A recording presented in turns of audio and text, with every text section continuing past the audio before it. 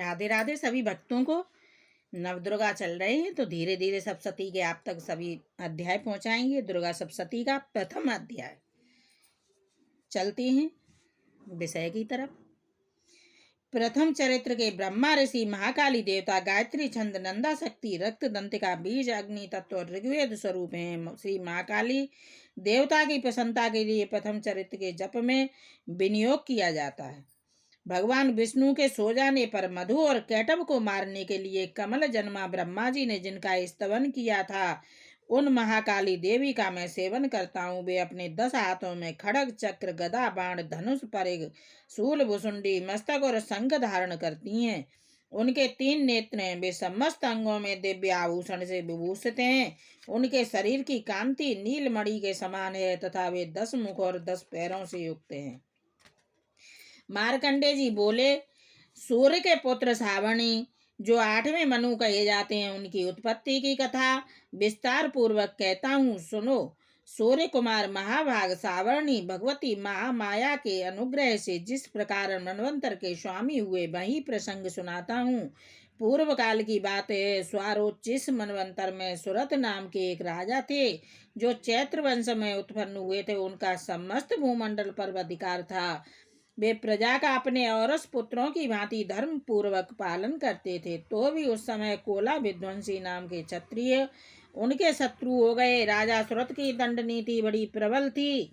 उनका शत्रुओं के साथ संग्राम हुआ। यद्यपि कोला विध्वंसी संख्या में कम थे, तो भी राजा सुरत युद्ध में उनसे परास्त हो गए। तब वे युद्ध भूमि से अपने नगर को लौट आए और केवल अपने देश के राजा होकर रहने लगे। समूची पृथ्वी से अब उनका अधिकार जाता रहा, किंतु वहां भी उन प्रबल शत्रुओं ने उस समय महाभाग राजा सुरत पर आक्रमण कर दिया। राजा का बल क्षीण हो चला था, इसलिए उनके दुष्ट, बलवान एवं दुरात्मा मंत्रियों ने वहां उनकी राजधानी में भी राजकीय सेना और खजाने को हथिया लिया। सुरत का प्रभुत्व नष्ट हो चुका था, इसलिए वे शिकार खेलने के बहाने घोड़े पर सवार हो वहां से अकेले ही एक घने जंगल में चले गए। वहां उन्होंने विप्रवर मेधा मुनि का आश्रम देखा, जहां कितने ही हिंसक जीव अपनी स्वाभाविक हिंसा वृत्ति छोड़कर परम शांत भाव से रहते थे। मुनि के बहुत से शिष्य उस वन की शोभा बढ़ा रहे थे। वहां जाने पर मुनि ने उनका सत्कार किया और वे उन मुनि श्रेष्ठ के आश्रम पर इधर उधर विचरते हुए कुछ काल तक रहे। फिर ममता से आकृष्ट चित्त होकर वहां इस प्रकार चिंता करने लगे, पूर्व काल में मेरे पूर्वजों ने जिसका पालन किया था, वही नगर आज मुझसे रहित है। पता नहीं मेरे दुराचारी भृत्यगण उसकी धर्म पूर्वक रक्षा करते हैं या नहीं। जो सदा मद की वर्षा करने वाला और सूरवीर था, वह मेरा प्रधान हाथी अब शत्रुओं के अधीन होकर न जाने किन भोगों को भोगता होगा। जो लोग मेरी कृपा, धन और भोजन पाने से सदा मेरे पीछे पीछे चलते थे, वे निश्चय ही अब दूसरे राजाओं का अनुसरण करते होंगे।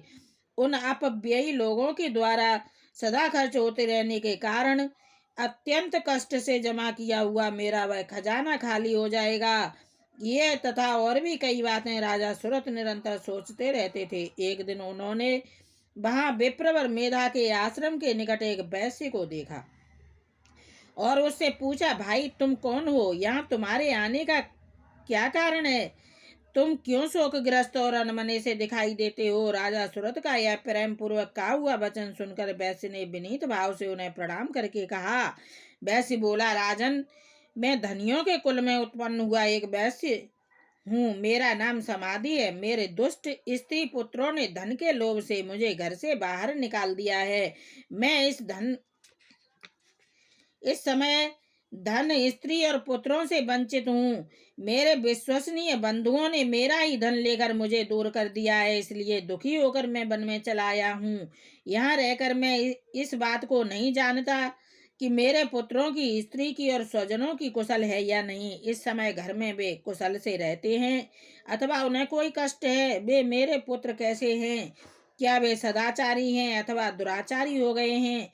राजा ने पूछा, जिन लोभी स्त्री पुत्र आदि ने धन के कारण तुम्हें घर से निकाल दिया, उनके प्रति तुम्हारे चित्त में इतना स्नेह बंधन क्यों है? वैसे बोला, आप मेरे विषय में जैसी बात कहते हैं वह सब ठीक है, किंतु क्या करूं?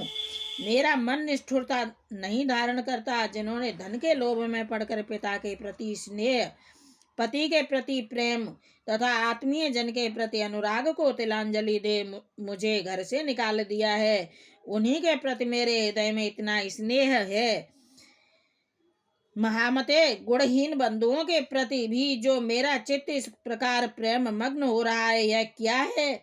इस बात को मैं जानकर भी नहीं जान पाता है। उनके लिए मैं लंबी सांसें ले रहा हूँ और मेरा हृदय अत्यंत दुखित हो रहा है। उन लोगों में प्रेम का सर्वथा अभाव है, तो भी उनके प्रति जो मेरा मन निष्ठुर नहीं हो पाता, इसके लिए क्या करूं? मार्कंडेय जी कहते हैं, ब्राह्मण तदनंतर राजाओं में श्रेष्ठ सुरथ और वह समाधि नामक वैसे दोनों साथ साथ मेरा मुनि की सेवा में उपस्थित हुए और उनके साथ यथा योग्य न्याय अनुकूल विनय पूर्ण बर्ताव करके बैठे। तत्पश्चात वैश्य और राजा ने कुछ वार्तालाप आरंभ किया। राजा ने कहा, भगवान, मैं आपसे एक बात पूछना चाहता हूँ, उसे बताइए। मेरा चित्त अपने अधीन न होने के कारण वह बात मेरे मन को बहुत दुख देती है। जो राज्य मेरे हाथ से चला गया है, उसमें और उसके संपूर्ण अंगों में मेरी ममता बनी हुई है। मुनि श्रेष्ठ, यह जानते हुए भी कि वह अब मेरा नहीं है, अज्ञानी की भांति मुझे उसके लिए दुख होता है। यह क्या है? इधर यह वैसे भी घर से अपमानित होकर आया है, इसके पुत्र, स्त्री और भृत्यों ने इसे छोड़ दिया है, स्वजनों ने भी इसका परित्याग कर दिया है, तो भी यह उनके प्रति अत्यंत हार्दिक स्नेह रखता है। इस प्रकार यह तथा मैं दोनों ही बहुत दुखी हैं।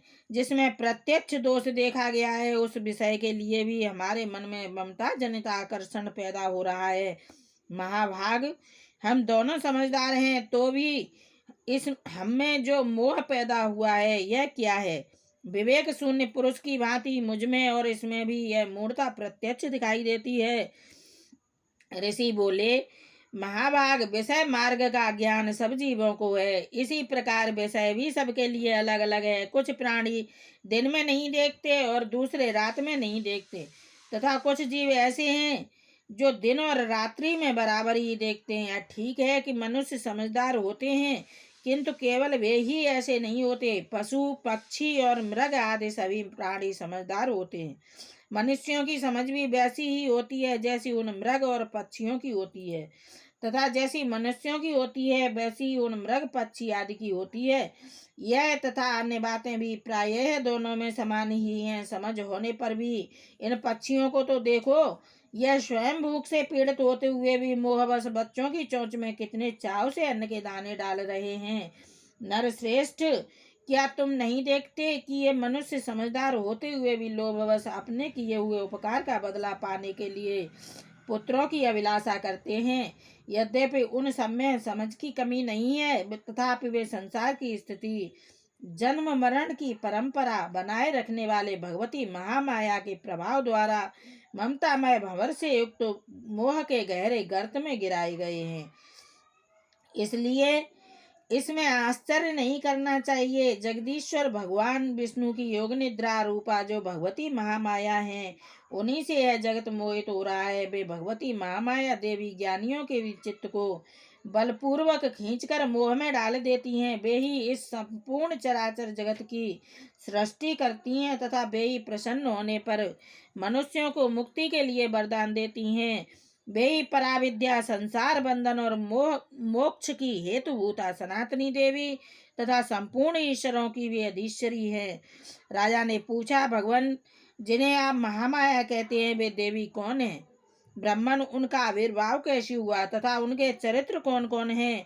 ब्रह्म वेताओं में श्रेष्ठ महेश से उन देवी का जैसा प्रभाव हो, जैसा स्वरूप हो और जिस प्रकार प्रादुर्भाव हुआ हो, वह सब मैं आपके मुख से सुनना चाहता हूँ। ऋषि बोले, राजन, वास्तव में तो वे देवी नित्य स्वरूपा ही हैं। संपूर्ण जगत उन्हीं का रूप है तथा उन्होंने समस्त विश्व को व्याप्त कर रखा है। तथापि उनका प्राकट्य अनेक प्रकार से होता है, वह मुझसे सुनो। यद्यपि वे नित्य और अजन्मा हैं तथापि जब देवताओं का कार्य सिद्ध करने के लिए प्रकट होती हैं उस समय लोक में उत्पन्न हुई कहलाती हैं। कल्प के अंत में जब संपूर्ण जगत एकार्णव में निमग्न हो रहा था और सबके प्रभु भगवान विष्णु शेषनाग की सैया बिछाकर योग निद्रा का आश्रय ले सो रहे थे, उस समय उनके कानों के मैल से दो भयंकर असुर उत्पन्न हुए जो मधु और कैटव के नाम से विख्यात थे।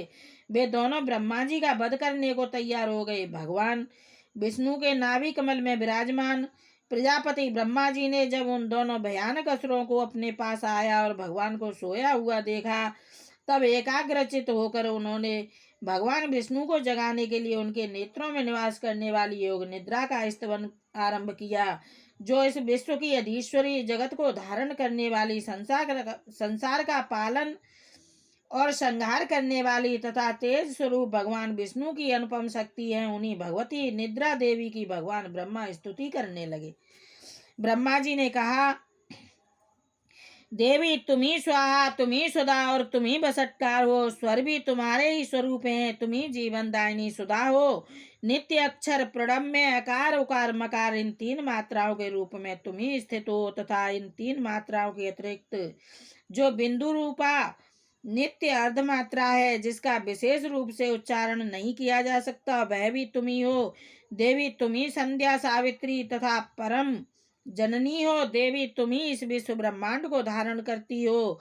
तुमसे ही इस जगत की सृष्टि होती है, तुम्ही से इसका पालन होता है और सदा तुम्ही कल्प के अंत में सबको अपना ग्रास बना लेती हो। जगन्मयी देवी, इस जगत की उत्पत्ति के समय तुम सृष्टि रूपा हो, पालन काल में स्थिति रूपा हो तथा कल्पांत के समय संहार रूप धारण करने वाली हो। तुम्ही महाविद्या, महामाया, महामेधा, महास्मृति, महामोह रूपा महादेवी और महासुरी हो। तुम्ही तीनों गुणों को उत्पन्न करने वाली, सबकी प्रकृति को भयंकर काल रात्रि, महारात्रि और मोरात्रि भी तुम्ही हो। तुम्ही श्रीम, तुम्ही ईश्वरी, तुम्ही रीम और तुम्ही बोध स्वरूपा बुद्धि हो। लज्जा, पुष्टि, तुष्टि, शांति और क्षमा भी तुम्ही हो। तुम खड़ग धारणी, शूल धारणी, घोर रूपा तथा गदा, चक्र, शंख और धनुष धारण करने वाली हो। बाण, भुसुंडी और परिघ ये भी तुम्हारे अस्त्र हैं। तुम सौम्य और सौम्यतर हो। इतना ही नहीं, जितने भी सौम्य एवं सुंदर पदार्थ हैं उन सब की अपेक्षा तुम अत्यधिक सुंदरी हो। पर और अपर सबसे परे रहने वाली परमेश्वरी तुम्ही हो। सर्वस्वरूपे देवी, कहीं भी सत असत रूप जो कुछ वस्तुएं हैं और उन सब की जो शक्ति है वह तुम्ही हो।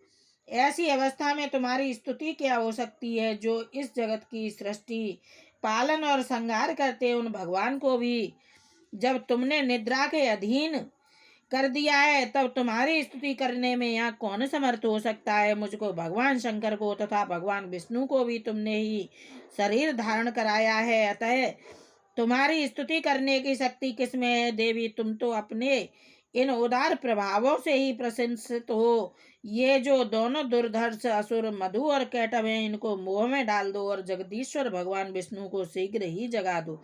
साथ ही इनके भीतर इन दोनों महान असुरों को मार डालने की बुद्धि उत्पन्न कर दो।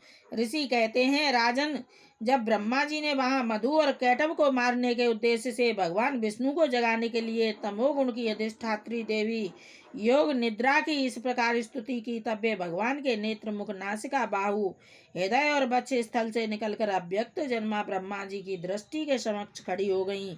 योग निद्रा से मुक्त होने पर जगत के स्वामी भगवान जनार्दन उस एकार्णव के जल में शेषनाग की सैया से जाग उठे। फिर उन्होंने उन दोनों असुरों को देखा। वे दुरात्मा मधु और कैटव अत्यंत बलवान तथा पराक्रमी थे और क्रोध से लाल आंखें किए ब्रह्मा जी को खा जाने के लिए उद्योग कर रहे थे। तब भगवान श्री हरि ने उठकर उन दोनों के साथ 5000 वर्षों तक केवल बाह्य युद्ध किया। वे दोनों भी अत्यंत बल के कारण उन्मत्त हो रहे थे। इधर महामाया ने भी उन्हें मोह में डाल रखा था, इसलिए वे भगवान विष्णु से कहने लगे, हम तुम्हारी वीरता से संतुष्ट हैं, तुम हम लोगों से कोई वर मांगो। श्री भगवान बोले, यदि तुम दोनों मुझ पर प्रसन्न हो तो अब मेरे हाथ से मारे जाओ, बस इतना सा ही मैंने वर मांगा है, यहाँ दूसरे किसी वर से क्या लेना है। ऋषि कहते हैं, इस प्रकार धोखे में आ जाने पर जब उन्होंने संपूर्ण जगत में जल ही जल देखा, तब कमल नयन भगवान से कहा, जहाँ पृथ्वी जल में डूबी हुई ना हो, जहाँ सूखा स्थान हो, वहीं हमारा वध करो। ऋषि कहते हैं, तब तथास्तु कहकर शंख चक्र और गदा धारण करने वाले भगवान ने उन दोनों के मस्तक अपनी जांग पर रखकर चक्र से काट डाले। इस प्रकार ये देवी महामाया ब्रह्मा जी की स्तुति करने पर स्वयं प्रकट हुई थीं। अब पुनः तुमसे उनके प्रभाव का वर्णन करता हूँ, सुनो। पहला अध्याय पूरा हुआ। अंतर्गत देवी महात्म्य मधु कैटभ वध नामक पहला अध्याय पूरा हुआ। जय श्री राधे, जय माता दी। सभी भक्तों को हमारे चैनल को सब्सक्राइब जरूर करें, ताकि सबसे पहले आप तक वीडियो पहुंचे जो भी हम डालें। जय माता दी।